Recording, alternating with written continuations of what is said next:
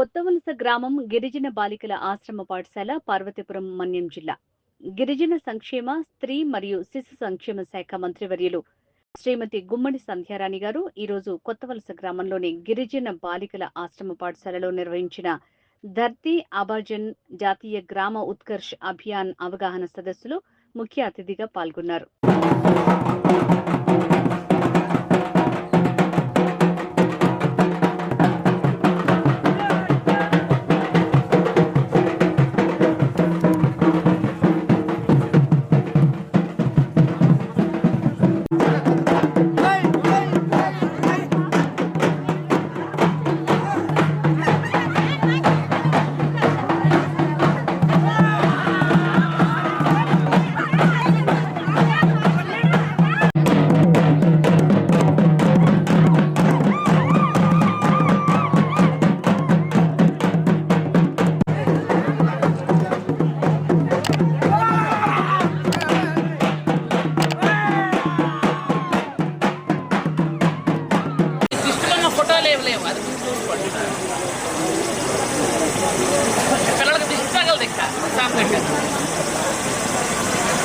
Okay, all the best. Good luck తల్లి, బాగా చదువుకోండి.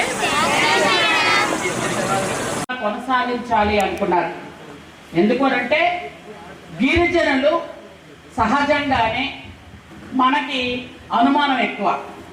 అంటే దాన్నే సిగ్గు, బిడియం, అనుమానం, భయం ఇవన్నీ మనకు చాలా ఎక్కువ. దానివల్ల ఏంటంటే మన దగ్గర రేషన్ కార్డు లేకపోయినా కొన్ని వేయగలిగాం. ఎందుకంటే గత 5 సంవత్సరాలు మన ఆర్థిక పరిస్థితి బాగా చిదికిపోయింది. కాబట్టి ఇప్పుడు మనం చెయ్యాలి అంటే కేంద్ర ప్రభుత్వ సహకారంతో రాష్ట్ర ప్రభుత్వం కూడా కొన్ని రోడ్లు మనం వేయగలుగుతున్నాం.